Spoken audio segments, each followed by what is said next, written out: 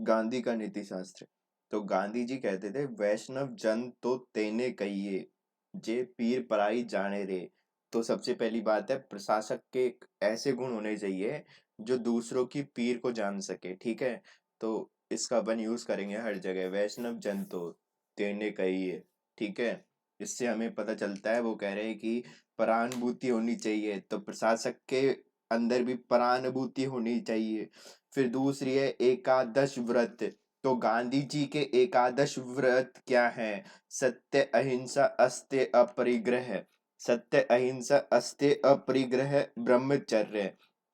फिर तीन ए हैं, तो अभय, अस्वाद और अस्पृश्यता। कौन कौन से? अभय, अस्वाद और अस्पृश्यता। तो अपरिग्रह से अपना क्या होगा? भ्रष्टाचार कम होगा, ठीक है।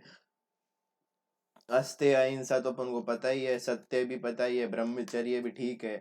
फिर है स्वदेशी। फिर तीन से हैं, स्वदेशी, शारीरिक श्रम और सर्वधर्म संभाव। अब सर्वधर्म संभाव का उपयोग कैसे होगा प्रशासन में? सांप्रदायिकता, कट्टरदायित्व, कट्टरता, विद्वेष को रोकने में। तो सांप्रदायिकता, कट्टरता, विद्वेष को रोकने में। स्वदेशी का कैसे उपयोग है? मेक इन इंडिया में, ठीक है। और फिर शारीरिक श्रम का देख लेना भाई कैसे।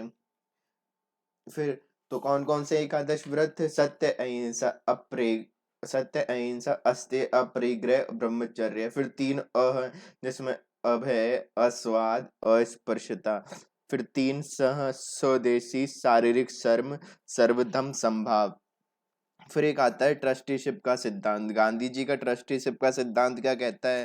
कि आर्थिक न्याय की स्थापना हो, जैसे कि पूंजीपति जो अपनी अतिरिक्त संपत्ति है उसको समाज की धरोहर माने। किसको? अतिरिक्त संपत्ति क्या है? समाज की धरोहर है, और वह संरक्षक है, और जनहित में उपयोग करनी है उसको, ठीक है।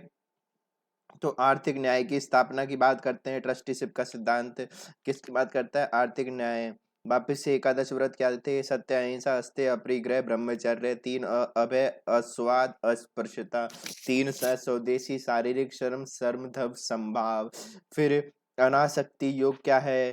तो अनासक्ति योग है गीता का सरल संक्षिप्त अनुवाद। अनासक्ति योग, उन्होंने जो गीता का सरल और संक्षिप्त अनुवाद किया था उसको उन्होंने अनासक्ति योग बोला था। फिर इसमें बोला गया है कि राग, द्वेष, मोह से रहित होकर निष्काम कर्तव्य। किससे? राग, द्वेष और मोह से रहित होकर निष्काम कर्तव्य का पालन करना ही अनासक्ति योग है। तो गांधी जी के अनुसार अनासक्ति योग क्या है? राग, द्वेष, मोह से रहित होकर निष्काम कर्तव्य का पालन। किसी राग से, किसी द्वेष से, मोह से, इनसे रहित होकर निष्काम कर्तव्य का पालन। फिर है गांधी जी के अनुसार लघु और ऊपर से ही देखते हैं। तो गांधी जी के अनुसार सर्वोदय क्या था? तो सर्वोदय था सभी प्रकार के वर्गों का सभी प्रकार से उदय। तो सर्वोदय में बोला था सभी वर्ग, पहली बात तो है सभी वर्ग, और सभी प्रकार से उदय। तो सभी वर्ग का सभी प्रकार से उदय। अब सभी वर्ग कौन से हो गए? गरीब हो गए, अमीर हो गए, स्त्री हो गए, पुरुष हो गया। तो सभी वर्ग में कौन कौन से आ गए? गरीब भी आ गए, अमीर भी आ गए, स्त्री भी आ गए, पुरुष भी आ गए। सभी प्रकार से कैसे? सामाजिक भी और आध्यात्मिक भी, आर्थिक भी, राजनैतिक भी, नैतिक भी। कैसे? आर्थिक भी, राजनैतिक भी, और फिर नैतिक भी। तो सभी प्रकार से कैसे? सामाजिक भी, आध्यात्मिक भी, आर्थिक भी, राजनैतिक भी, और फिर है नैतिक भी। फिर क्या है? सर्वोदय। सर्वोदय एक साध्य है, ये साधन नहीं है, एक साध्य है। तो सर्वोदय एक साध्य है, ना कि साधन है। तो ये अपन को अचीव करना है, ऐसा नहीं कि ये कोई अपना कोई साधन है। फिर क्या है? वर्ग विहीन, जाति विहीन, शोषण विहीन, और कैसा समाज, इसकी बात करता है, कैसा शोषण विहीन समाज की बात करता है, ठीक है। फिर है जहाँ सभी वर्गों का सर्वांगीण विकास हो। तो सभी वर्गों की कैसी बात करता है? सर्वांगीण विकास की बात करता है ये। फिर क्या है? समाज के समग्र उत्थान, अद्वितीय मानवीय प्रयास। किसकी बात करता है? समाज के समग्र उत्थान का, समग्र उत्थान का अद्वितीय प्रयास है ये। कैसा? समग्र उत्थान, उत्थान समाज का जो समग्र उत्थान हो उसका ये अद्वितीय मानवीय प्रयास है। अद्वितीय मानवीय प्रयास है मतलब इसका ऐसा कोई प्रयास नहीं है, ये सबसे खतरनाक चीज है सर्वोदय। फिर है अमीरों के नैतिक उदय, अमीरों के नैतिक उदय और गरीबों के आर्थिक उदय की बात करता है। किसकी बात करता है? अमीरों का तो कैसा उदय हो? नैतिक उदय। और गरीबों का कैसा हो? आर्थिक उदय। तो उसकी बात भी किसमें करी गई है? सर्वोदय में गई है। ठीक है, तो अपन ने 3 कंसेप्ट देख लिए। एकादश, अस्तेय, अहिंसा, अस्तेय, अपरिग्रह और ब्रह्मचर्य। सत्य, अहिंसा, अस्तेय, अपरिग्रह, अभय, अस्वाद, अस्पृश्यता। अभय, अस्वाद, अस्पृश्यता। फिर 3 स्वदेशी, शारीरिक श्रम, श्रमदव, संवाद। ट्रस्टी सिप का सिद्धांत किसकी याद करता है? न्याय, आर्थिक न्याय की। अतिरिक्त संपत्ति समाज की धरोहर है, संरक्षक है और जनहित में यूज करेगा। अनासक्ति योग क्या है? संक्षिप्त अनुवाद है। राग द्वेष मोह से रहित होकर निष्काम कर्तव्य का पालन है। सर्वोदय क्या है? सभी वर्गों का सभी प्रकार से, जिसमें अमीर गरीब स्त्री पुरुष, सामाजिक आध्यात्मिक राजनीतिक नैतिक। साध्य है, सार्वांगीण विकास की बात करता है। समग्र उत्थान का अद्वितीय मानवीय प्रयास है। किसका? समग्र उत्थान का। फिर नैतिक उदय की बात करता है और आर्थिक उदय की। तो गरीबों का तो कैसा उदय हो? आर्थिक। और अमीरों का कैसा हो? नैतिक उदय हो। फिर अंत्योदय क्या है? तो अंत्योदय है सबसे अपेक्षित पिछड़े कमजोर वंचित वर्ग। किसकी? सबसे अपेक्षित हो, कमजोर हो और पिछड़े और वंचित व्यक्ति, उसके उनके समूह का उदय। किसका? सबसे अपेक्षित, अपेक्षित और पिछड़े, सबसे कमजोर, सबसे अपेक्षित और सबसे पिछड़े, वैसे वंचित वर्ग और उनके समूह का उदय, का विकास। ठीक है, तो सबसे पिछड़े हैं, उनकी प्रक्रिया है, उनके विकास और उनके उदय की प्रक्रिया है, सर्वोदय के लिए जरूरी है। और ये क्या है? जो सर्वोदय है, जो सर्वोदय क्या है? सर्वोदय अपन ने देखा था अभी। तो उसके लिए अंत्योदय का होना बहुत जरूरी है। अंत्योदय का होना बहुत जरूरी है। किसके लिए? सर्वोदय के लिए। तो सर्वोदय के लिए अंत्योदय का होना जरूरी है। तो सर्वोदय के लिए अंत्योदय का होना बहुत जरूरी है कि सबसे पहले पिछड़े और इनका विकास होगा, तभी अपन सर्वोदय की बात कर पाएंगे। फिर है सामाजिक पाप। अब गांधी जी ने कुछ सामाजिक पाप बताए हैं, जैसे कि सिद्धांत विहीन राजनीति बिना श्रम के धन। कैसे? सिद्धांत विहीन राजनीति बिना श्रम के धन। तो गांधी जी के अनुसार सामाजिक पाप बताए हैं 7। उनमें कौन कौन से? सिद्धांत विहीन राजनीति बिना श्रम के धन। कौन सी? सिद्धांत विहीन राजनीति बिना श्रम के धन। अंतरात्मा विहीन सुख। कौन सी? अंतरात्मा विहीन, अंतरात्मा विहीन सुख नहीं होना चाहिए। और फिर है मानवता विहीन विज्ञापन, सॉरी विज्ञान, मानवता विहीन विज्ञान, जैसे कि यूक्रेन रशिया का एग्जांपल दे देंगे। अंतरात्मा विहीन सुख नहीं होना चाहिए, बिना श्रम के धन नहीं होना चाहिए, सिद्धांत विहीन राजनीति नहीं होनी चाहिए, नैतिकता विहीन व्यापार नहीं होना चाहिए। व्यापार ऐसा करो कि जिसमें नैतिकता बनी रहे, ऐसा नहीं कि हम किसी का खून ही चूस रहे हैं, गरीबों को लूट रहे हैं। ठीक है, तो नैतिकता विहीन व्यापार नहीं होना चाहिए। चरित्र विहीन ज्ञान नहीं होना चाहिए। तो ज्ञान ऐसा हो कि चरित्र भी हो। अगर चरित्र नहीं होगा तो उस ज्ञान का कोई मतलब नहीं है। तो चरित्र विहीन ज्ञान, त्याग रहित पूजा। तो ये सब चीजें गांधी जी के साथ सामाजिक पाप हैं। कैसे? सिद्धांत विहीन राजनीति। कौन सी? सिद्धांत विहीन तो राजनीति। फिर बिना श्रम के धन, श्रम, श्रम की बात कर दी। फिर अंतरात्मा विहीन सुख, सुख की भी बात कर दी। फिर विज्ञान की बात कर दी, कैसी? मानवता विहीन विज्ञान। फिर नैतिकता विहीन व्यापार की बात करिए, नैतिकता विहीन नहीं होना चाहिए। चरित्र विहीन ज्ञान नहीं होना चाहिए। और पूजा, और त्याग रहित पूजा नहीं होनी चाहिए। त्याग रहित पूजा, ये ऐसी क्या पूजा जिसमें त्याग ही नहीं कर रहे हो तुम, सिर्फ दिखावा ही कर रहे हो, तो उसकी भी बात नहीं करते। पर सबसे अच्छी बात क्या थी? वैष्णव जन तो तेने कहिए, जे पीड़ पड़ाई जाने रे। ठीक है, फिर आती है अहिंसा। अब अहिंसा का आशय क्या है? मन वचन क्रम से किसी को कष्ट नहीं। तो अहिंसा, गांधी जी के अनुसार अहिंसा क्या थी? तो अहिंसा एक तो अपन समझते हैं क्या कि यार अपन को किसी को कष्ट नहीं देना है, किसी को मारना नहीं है, वो है अहिंसा। पर गांधी जी कहते हैं कि मन से भी, कैसे? मन से भी किसी का बुरा नहीं सोचना है। ठीक है, वो फिर वचन से भी किसी का बुरा नहीं करना है। तो मन वचन क्रम, इन सभी से किसी को कष्ट नहीं देना है। ठीक है, मन वचन क्रम से कष्ट नहीं, उनके प्रति प्रेम, आदरता, सहयोग, सद्भाव, सहअस्तित्व का भाव होना चाहिए। कैसा होना चाहिए? सहअस्तित्व का भाव भी होना चाहिए। अहिंसा में सहअस्तित्व का भाव होना भी जरूरी है। ऐसा है कि तुम किसी को कष्ट नहीं पहुंचा रहे पर सहअस्तित्व का भाव ही नहीं है, तो वो भी एक तरीके से हिंसा ही है कि अपन नहीं चाहते कि किसी का अस्तित्व ही हो। अपन को ऐसा नहीं है, पर अपने मन में ऐसे है कि यार पाकिस्तान का अस्तित्व ही खत्म हो जाए। तो वो एक, फिर वो अपन को उससे द्वेष भी नहीं है, पर उससे सहअस्तित्व का भाव होना जरूरी है अहिंसा में। ठीक है, तो क्या क्या है अहिंसा में? मन वचन क्रम, मन वचन क्रम से तो किसी को कष्ट नहीं, ठीक है, सबसे बड़ी बात। और सहअस्तित्व का भाव, तो ठीक है, सहअस्तित्व का भाव होना चाहिए। तो क्या क्या होना चाहिए? प्रति आदरता, सहयोग, सद्भाव, सहअस्तित्व का भाव होना चाहिए। फिर है गांधी जी के लघु और कुटीर उद्योग पर क्या विचार थे? तो आवश्यकताओं को कम करना चाहिए।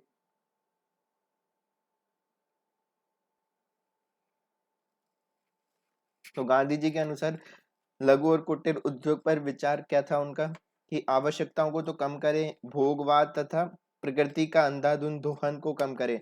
तो अंधाधुंध दोहन, इसको कम करना है, आवश्यकताओं को भी कम करना है, अंधाधुंध दोहन को भी कम करना है, प्रकृति का, तो अपन उनके प्रकृति में भी इसी को डाल देंगे। फिर प्रकृति आवश्यकताओं की पूर्ति कर सकती है, लोभ की नहीं। तो उन्होंने एक चीज बोली थी, आवश्यकताओं की पूर्ति कर सकती है, लोभ की नहीं। तो उन्होंने ये बात भी बोली थी, इसी लाइन अच्छी है, इसको भी अपन डाल सकते हैं, प्रकृति आवश्यकताओं की पूर्ति कर सकती है, लोभ की नहीं।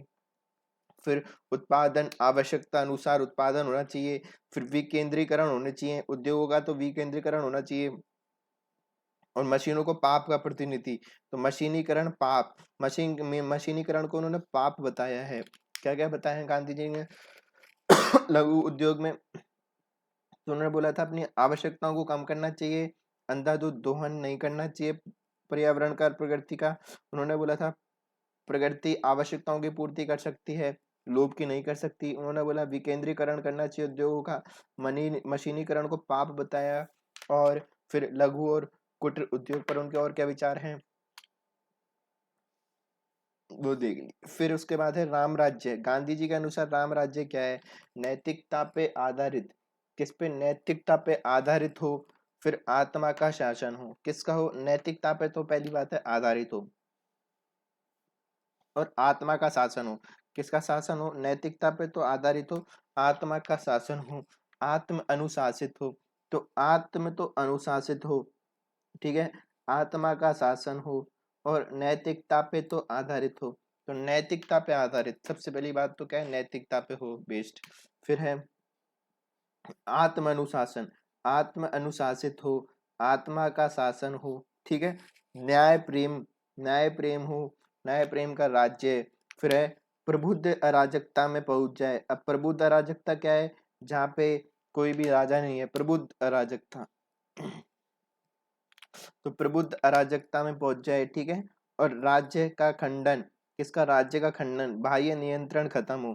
तो राज्य का खंडन हो, मतलब उन्होंने कहा है कि बाह्य नियंत्रण ना हो। उन्होंने राज्य के खंडन की बात की है कि कोई राज्य ना हो, सब अपने अंदर से अनुशासित हो, कोई किसी का बुरा नहीं करे, कोई किसी को कुछ गाली नहीं बोले, कोई किसी के साथ गलत व्यवहार नहीं करे। तो वही क्या है? राम राज्य है। उन्होंने बोला कि ऐसा नहीं हो कि हम दंड के भय से कोई कार्य करें। उन्होंने बोला सब आत्म अनुशासित हो। तो उन्होंने राज्य का खंडन की बात की है इसमें, राम राज्य में। फिर है राजनीतिक पक्ष। अब राजनीतिक पक्ष की बात की गई है, तो उन्होंने राजनीतिक पक्ष, उन्होंने बोला था हर व्यक्ति पर आत्मा का शासन हो। तो हर व्यक्ति पे क्या हो? आत्मा का शासन हो, ठीक है। फिर हर व्यक्ति स्वयं नियंत्रित हो, हर व्यक्ति स्वयं नियंत्रित हो। व्यक्ति साधन और राज्य साधन, अतः राज्य का क्षय हो जाना चाहिए। किसे? तो उन्होंने बोला था राज्य का क्षय हो जाना चाहिए। तो सबसे पहली बात तो उन्होंने कही थी राज्य का क्षय। फिर हर व्यक्ति आत्मा का शासन हो, ठीक है, और क्या? स्व नियंत्रित हो, ठीक है। फिर है व्यक्ति साध्य और राज्य साधन, अतः। तो उन्होंने क्या बोला था? व्यक्ति तो साध्य है और राज्य क्या है? साधन है। तो इससे क्या है? गलत है ये। तो राज्य का क्षय हो जाए। फिर स्वतंत्र नैतिक विकास में भी बाधक होता है। और पुरस्कार के माध्यम से अच्छे कर्म को विवश करता है, दंड के भय से और पुरस्कार के लोभ से अच्छे कर्म को क्या विवश करता है? कौन? राज्य। तो अनावश्यक बुराई बताया है, उन्होंने क्या बताया है? इसको अनावश्यक बुराई बताया है। राज्य को क्या बताया? अनावश्यक बुराई बताया है। तो स्वतंत्र नैतिक विकास में बाधक बताया है। पहली बात, स्वतंत्र नैतिक विकास का क्या है? ये बाधक है, ठीक है। अनावश्यक बुराई है। व्यक्ति तो क्या है? साध्य है, और राज्य क्या है? साधन है। तो इसका क्या क्षय हो जाना चाहिए उनके अनुसार। स्व नियंत्रित होना चाहिए, आत्मा का शासन होना चाहिए, अनावश्यक बुराई है। और ग्राम पंचायत, सपनों को साकार करने का प्रयास। तो उन्होंने बोला है कि ग्राम पंचायत हो, ठीक है, जो जो हमारा जो उन्होंने बोला था कि राजनीतिक शक्ति की विकेंद्रीकरण का समर्थन किया था उन्होंने। किसका? शक्ति के विकेंद्रीकरण। तो जो अपन का जो ग्राम पंचायत है उन्हीं को अपन ने साकार करने का वो प्रयास किया है, विकेंद्रीकरण का।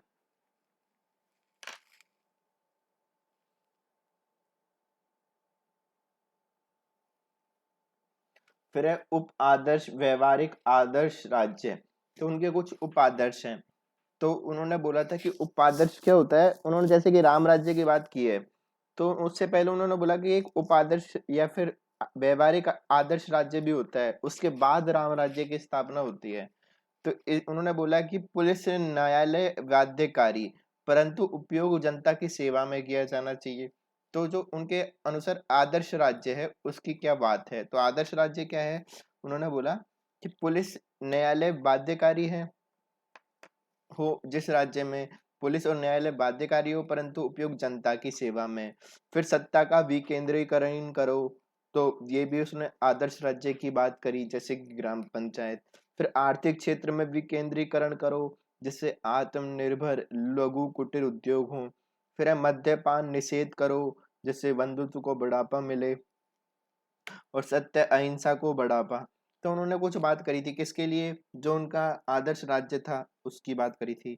तो व्यवहारिक आदर्श राज्य, तो उनके अनुसार जो व्यवहारिक उनका आदर्श राज्य था या फिर उप आदर्श या फिर राम राज्य से पहले कौन सा राज्य होता है उसके क्या विशेषताएं, तो उन्होंने बोली थी पुलिस न्यायालय बाध्यकारी हूँ, ठीक है, परंतु उपयोग जनता की सेवा में। फिर सत्ता का विकेंद्रीकरण करो, ठीक है, तो जैसे कि ग्राम न्यायालय ग्राम पंचायत, ठीक है। फिर है आर्थिक क्षेत्र में विकेंद्रीकरण हो, तो आर्थिक क्षेत्र में भी विकेंद्रीकरण की बात करी। फिर है मद्यपान को निषेध करने की बात करी और सत्य अहिंसा को बढ़ावा देने की बात करी। किस को, तो आर्थिक क्षेत्र में विकेंद्रीकरण, आर्थिक क्षेत्र में विकेंद्रीकरण की बात की, सत्य अहिंसा को बढ़ावा देने की बात की और उन्होंने मद्यपान को निषेध करने की बात करी। फिर गांधी के अनुसार सत्य के प्रकार, तो उन्होंने बोला कि दो तरह के सत्य होते हैं, एक होता है सापेक्ष सत्य, एक होता है निरपेक्ष सत्य। तो जो समय परिस्थिति अनुसार परिवर्तनशील, तो समय और परिस्थिति के अनुसार जो परिवर्तनशील है उन्होंने बोला वो सापेक्ष है। जो सर्वव्यापी सर्वकालिक है वो क्या है, वो निरपेक्ष है। तो उन्होंने बोला कि जो सर्वव्यापी है सर्वकालिक है वो पूर्ण है, तो वो है निरपेक्ष सत्य। फिर है सत्याग्रह। गांधी जी के अनुसार सत्याग्रह क्या था, उन्होंने बोला सत्य की विजय हेतु नैतिक एवं आध्यात्मिक संघर्ष, अहिंसा के माध्यम से असत्य पर आधारित बुराई का विरोध। तो सापेक्ष सत्य अपन ने देख लिया और सर्वव्यापी और सर्वकालिक निरपेक्ष सत्य भी देख लिया। फिर सत्याग्रह सत्य की विजय हेतु नैतिक एवं आध्यात्मिक संघर्ष, अहिंसा के माध्यम से असत्य पर आधारित बुराई का विरोध। तो उन्होंने सत्याग्रह को क्या बताया, सत्य की विजय हेतु, तो सत्य की जो विजय है उसके लिए तो जरूरी है, तो सत्य की तो क्या है विजय हेतु। अब फिर क्या है, नैतिक और आध्यात्मिक संघर्ष है, ये क्या है एक नैतिक और आध्यात्मिक तो संघर्ष है, कौन सा, जो मॉरल और आध्यात्मिक स्पिरिचुअल संघर्ष है, ठीक है। तो नैतिक और आध्यात्मिक संघर्ष है अहिंसा के माध्यम से असत्य पर आधारित बुराई का विरोध, जैसे कि भूख हड़ताल। तो ये बहुत इंपॉर्टेंट डेफिनेशन है गांधी जी के अनुसार सत्याग्रह क्या है।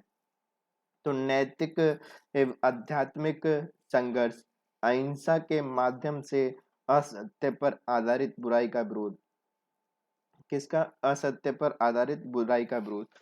तो अहिंसा के माध्यम से असत्य पर आधारित, किसकी, अहिंसा के तो माध्यम और असत्य पर आधारित, असत्य पर आधारित बुराई का क्या है विरोध, यही क्या है सत्याग्रह। तो सत्य की विजय हेतु, सत्याग्रह क्या है, सत्य की विजय हेतु नैतिक और आध्यात्मिक संघर्ष, किसकी बात करता है, नैतिक और आध्यात्मिक संघर्ष है अहिंसा के माध्यम से असत्य पर आधारित, किस पे, असत्य पर तो आधारित बुराई का विरोध है। असत्य पे आधारित बुराई का विरोध, भूख हड़ताल, असहयोग, अहिंसा के माध्यम से। ठीक है। फिर है सत्य ही ईश्वर है। इसका मतलब क्या है? तो आरंभ में ईश्वर ही सत्य है उनके अकॉर्डिंग भी, पर कालांतर में उन्होंने बोला कि सत्य ही ईश्वर है। अब ऐसा क्यों बोला? क्योंकि सत्य में भिन्नता नहीं होती। ठीक है। सत्य में वैसी भिन्नता नहीं होती जो ईश्वर में है। अब वो कैसे? कि ईश्वर कोई कहता है कि कृष्ण जी है, कोई कहता है विष्णु जी है, तो ईश्वर को अलग अलग बता दिया। तो सत्य तो एक ही होता है।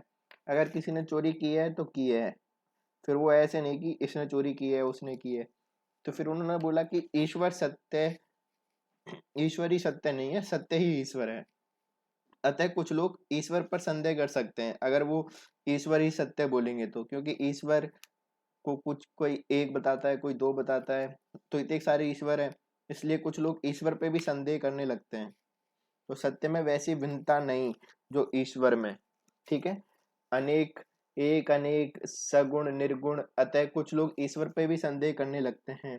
तो ईश्वर पर संदेह होता है कुछ लोगों को, इसलिए उन्होंने बोला सत्य के संबंध में विरोध संशय नहीं है। अब जो सत्य होता है उसके संबंध में तो कोई विरोध संशय नहीं हो सकता। तो इसलिए उन्होंने कहा कि सत्य की प्राप्ति ही ईश्वर की प्राप्ति है।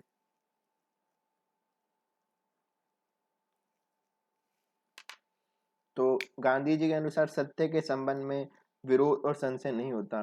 गांधी जी के अनुसार सत्य के संबंध में विरोध संशय नहीं है, अतः सत्य की प्राप्ति ईश्वर की प्राप्ति है। फिर गांधी जी का एक जंतर होता है, तो वह कार्य जो कोने में बैठे व्यक्ति के लिए हितकारी हो। अब गांधी जी का जंतर क्या है? जो कोने में बैठे व्यक्ति के लिए हितकारी वह कार्य करो जो कोने में बैठे व्यक्ति के लिए हितकारी हो। यह गांधी जी का जंतर है।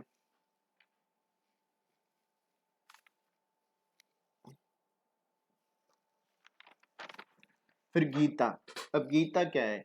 गीता है योग। गीता में योग किसे कहा है? आत्मा को परमात्मा से, मार्ग बताया उन्होंने कर्म ज्ञान भक्ति मार्ग से, समत्व भाव से युक्त कर्मों में कुशलता प्राप्त करना ही योग है। गीता के अनुसार क्या है? योग का अर्थ जोड़ना। तो आत्मा को परमात्मा से जोड़ना, समत्व भाव से युक्त कर्मों में कुशलता प्राप्त करना ही योग है। कर्मों में क्या? कुशलता। कर्मों में कुशलता प्राप्त करना ही योग है गीता के अनुसार। आत्मा को परमात्मा से तो जोड़ना, पर कर्मों में कुशलता। फिर उद्देश्य क्या है?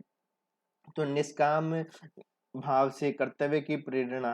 तो गीता में अपन को क्या क्या मिलता है? तो उसमें बोला है कि निष्काम भाव से कर्तव्य की प्रेरणा। कौन से भाव से? निष्काम भाव से कर्तव्य की प्रेरणा। तो निष्काम भाव से कर्तव्य की प्रेरणा मिलती है। फिर आध्यात्मिक उन्नति और मोक्ष प्राप्ति हेतु प्रेरित करती है। तो क्या क्या काम करती है गीता? कि निष्काम भाव से कर्तव्य की प्रेरणा देती है, इसके निष्काम भाव से। और फिर देती है आध्यात्मिक उन्नति। कौन सी? तो उन्नति, आध्यात्मिक उन्नति, मोक्ष प्राप्ति। आध्यात्मिक तो उन्नति हो और मोक्ष की प्राप्ति हो।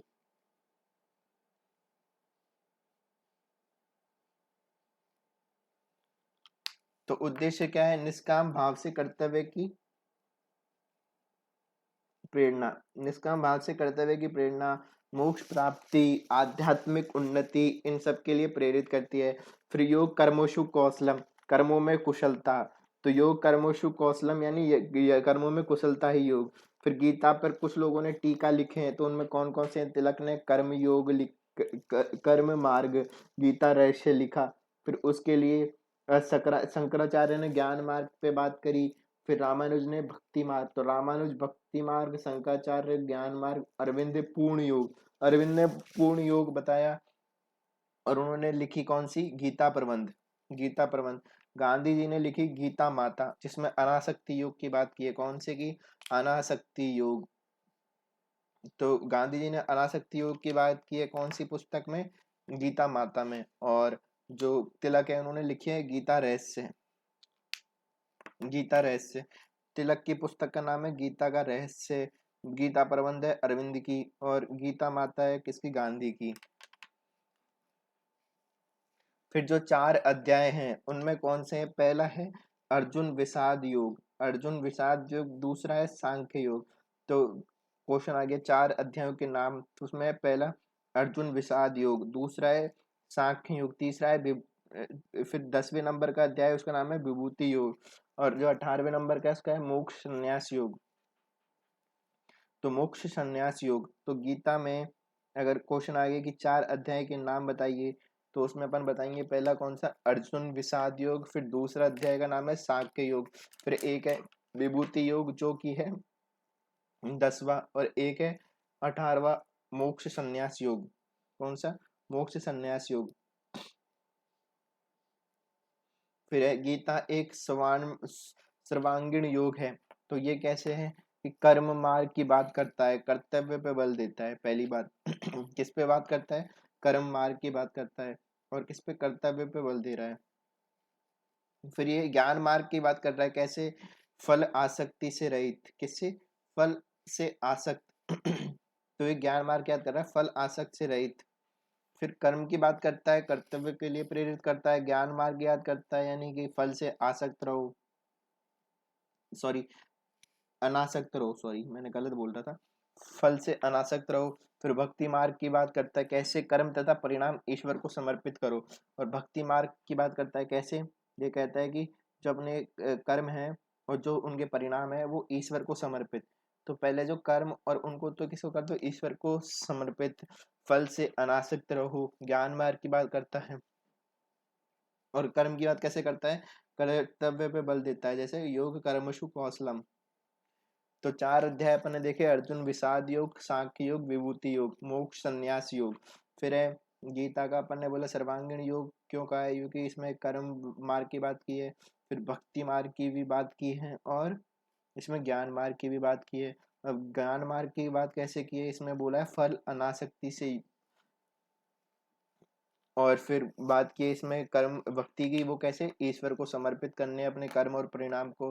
और कर्म मार्ग की कैसे की है, कर्तव्य की बात करता है। फिर इसमें कुछ देवीय संपदा और असुरीय संपदा की बात की गई है।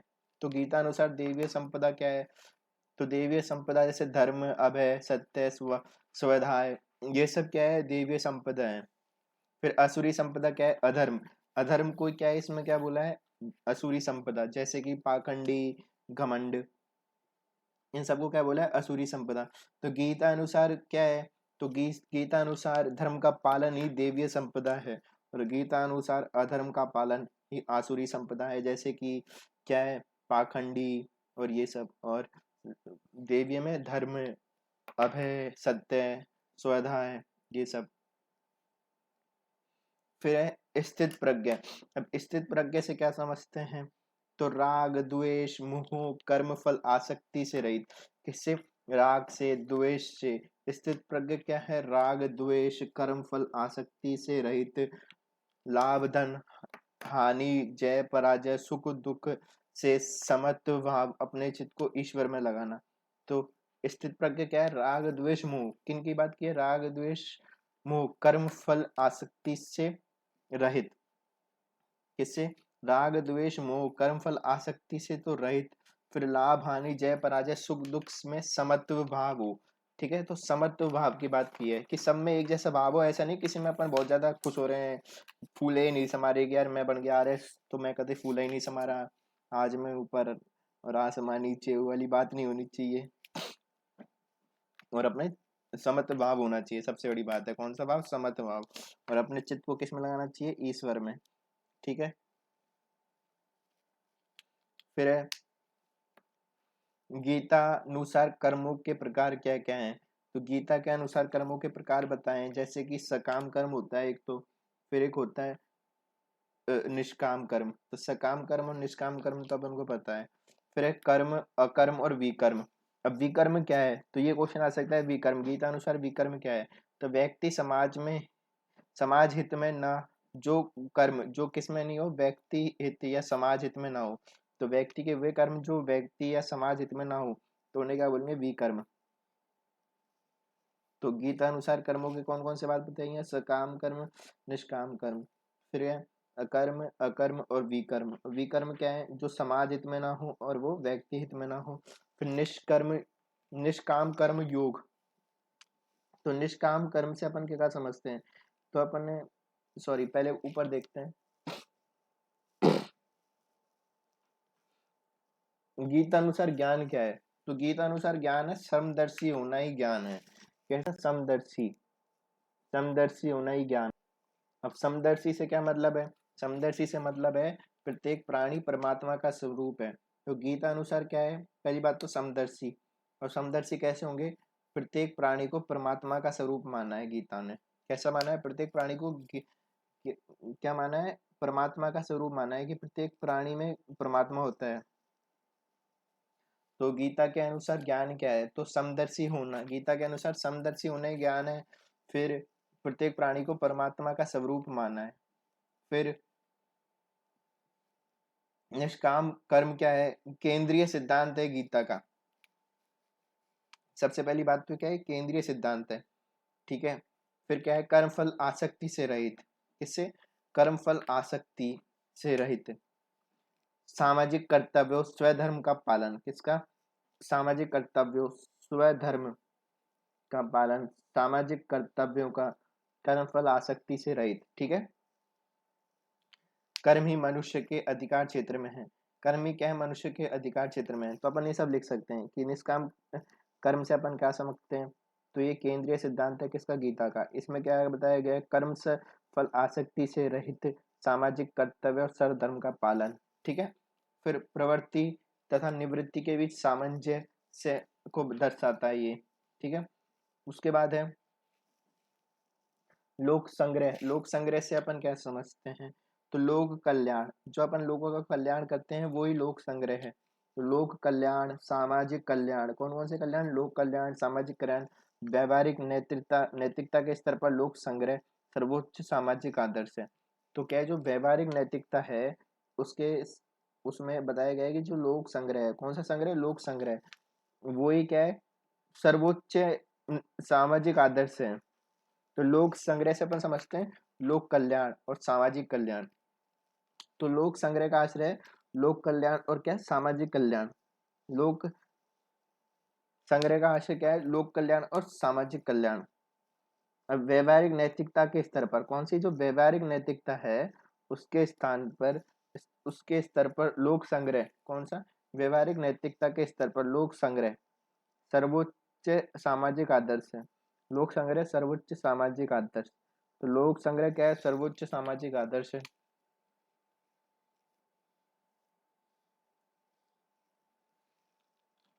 तो लोक संग्रह क्या है? सर्वोच्च सामाजिक आदर्श है। फिर क्या है? योग क्षेम क्या है? तो योग क्षेम क्या है? जो मनुष्य मुझे, ये क्या है? कृष्ण जी ने बात कही है। क्या? योग क्षेम। तो उन्होंने बोला है जो मनुष्य मुझे, किसको? कृष्ण जी को लक्ष्य मानकर अनन्य भाव से, किसके? जो लक्ष्य मानकर, किसे? कृष्ण जी को। फिर क्या है? अनन्य भाव से कृष्ण जी का स्मरण करे, मेरा ही स्मरण करे। ठीक है। स्व धर्म पालन ए भक्ति में लीन हो। ठीक है। मेरा ही स्मरण यानी कि स्व धर्म पालन ए भक्ति में लीन हो। तो उन सभी की आवश्यकता पूर्ति भलाई सुरक्षा की जिम्मेदारी मेरी है, मैं वहन करता हूँ। तो ये सब श्री कृष्ण जी ने कहा है। क्या कहा है? कि कोई व्यक्ति जो अनन्य भाव से, है ना, मतलब कृष्ण जी को ही लक्ष्य मान लिया कि यार मुझे सिर्फ कृष्ण जी की भक्ति करनी है, तो जो मेरे को लक्ष्य मानकर अनन्य भाव से, ठीक है, मेरा स्मरण ही, ठीक है, करे, और तो उन सब की क्या आवश्यकताओं की पूर्ति हो गई, कोई उनकी कोई सुरक्षा, तो आवश्यकताओं की पूर्ति, भलाई, सुरक्षा, इनकी जिम्मेदारी कृष्ण क्या है? इनकी जिम्मेदारी कौन वहन करते हैं? श्री कृष्ण जी करते हैं। तो भगवान कृष्ण क्या है? इनकी जिम्मेदारियां वहन करते हैं। फिर आपद धर्म क्या है? आपद धर्म है असाधारण परिस्थिति है कोई, जैसे कि कोई दंगा हो गया, तो आपद धर्म क्या है? जो असाधारण परिस्थिति में प्रयोजन बहुत अच्छा है तो अनुचित कर्म को नैतिक दृष्टि से उचित। तो आपद धर्म क्या है? कोई असाधारण परिस्थिति है। सबसे पहली बात तो क्या है? असाधारण परिस्थिति होनी चाहिए। अब जिसमें क्या है, अपन ऐसा काम ले ले, जैसे मान ले वो क्या आ गया अपना, सुनामी आ गई, सुनामी आ गई, तो अपन जबरदस्ती किसी नाव वाले के नाव ले लें और अपन लोगों को बचाने जाएं। अब अपना अधिकार नहीं कि अपन किसी से जबरदस्ती करें, पर एज ए प्रशासक के तौर पे अपन उसे ले सकते हैं बिना परमिशन के, उठा के किसी का व्हीकल लिया, जैसे कोई चोर भाग रहा है और किसी को अपन ने चलती गाड़ी रुकवा के उसकी गाड़ी ले ली और अपन पीछा करने गए, तो कोई असाधारण परिस्थिति में किसी जो प्रयोजन बहुत अच्छा है, मतलब जो कार्य का उद्देश्य बहुत अच्छा है, तो अनुचित कर्म को भी नैतिक दृष्टि से उचित बता सकते हैं। तो क्या है, जो अनुचित कर्म है वो नैतिक दृष्टि से उचित हो जाएगा फिर। तो जो अनुचित कर्म है वो नैतिक दृष्टि से उचित है। अब जैसे निर्दोष की जान हेतु झूठ बोल सकते हैं, तो ये झूठ बोलना सही चीज नहीं है, पर अगर किसी की जान ही बच रही है तो हम, प्रयोजन बहुत अच्छा है, तो हम जो अनुचित कर्म है उसको भी नैतिक दृष्टि से उचित बता देते हैं, आपधर्म। फिर गीता की क्या है आजकल, क्या वो जरूरी है वो देखेंगे पहले, पर गीता अनुसार योगी कौन है? तो गीता अनुसार योगी है जो कर्म फल आसक्ति से रहित लोक संग्रह हेतु अपने कर्तव्यों का पालन करे। तो गीता अनुसार योगी, अब योगी कौन बताया है गीता में? गीता में योगी बताया जो कर्म फल आसक्ति से रहित है, लोक संग्रह हेतु कर्तव्यों का पालन करे, वो योगी है। फिर सकाम कर्म क्या है? तो आसक्त कर्म है जो शारीरिक सुख फल प्राप्ति की भावना से किए जाते हैं। किसकी प्राप्ति से किए जा सकते हैं? जो शारीरिक सुख की प्राप्ति या फिर फल की प्राप्ति से किए जाते हैं। फिर गीता में 4 पुरुषार्थ की बात की गई है। अब गीता में 4 पुरुषार्थ कौन कौन से हैं? तो उसमें की गई है, जो पहले तो पुरुषार्थ का मतलब क्या है यही देख लेते हैं। पुरुषार्थ का मतलब है सामाजिक, नैतिक, भौतिक, आध्यात्मिक रूप से संतुलित एवं व्यवस्थित जीवन। तो पुरुषार्थ में क्या आता है? सामाजिक हो गया, नैतिक हो गया, भौतिक हो गया और आध्यात्मिक। सामाजिक, नैतिक, भौतिक, आध्यात्मिक रूप से संतुलित और व्यवस्थित जीवन। फिर सर्वांगीण विकास पर बल देता है। कैसे विकास पे? सर्वांगीण विकास पे। फिर धर्म, काम, अर्थ, मोक्ष, धर्म, अर्थ, काम, मोक्ष, धर्म, अर्थ, काम, मोक्ष पे भी बल देता है। फिर गीता की महत्ता क्या है? तो निष्काम कर्म योग, निष्काम कर्म योग, तो निष्काम कर्म योग इसकी बात करता है कौन? गीता। फिर स्वधर्म की बात करता है, जनता की सेवा। तो निष्काम कर्म की बात करता है और जनता की सेवा की बात करता है। फिर लोक संग्रह, किसकी? लोक संग्रह की बात करता है। समत्व योग की बात करता है, किसकी? समत्व योग की। स्थित प्रज्ञ, स्थित प्रज्ञ की बात करता है। फिर आपद धर्म, आपद धर्म की भी बात करता है।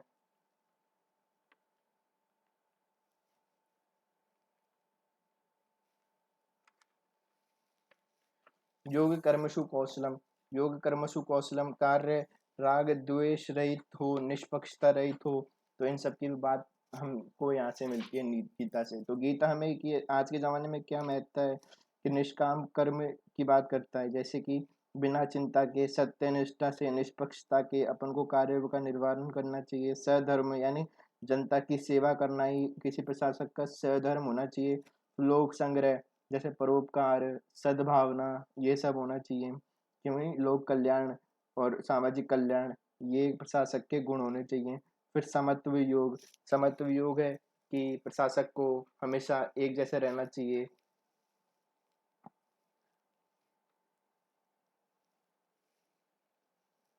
किसी से क्या है, उसको अधिकारियों को अपने सुख दुख से ऊपर बढ़ जाना चाहिए, स्थित प्रज्ञ होना चाहिए, ठीक है।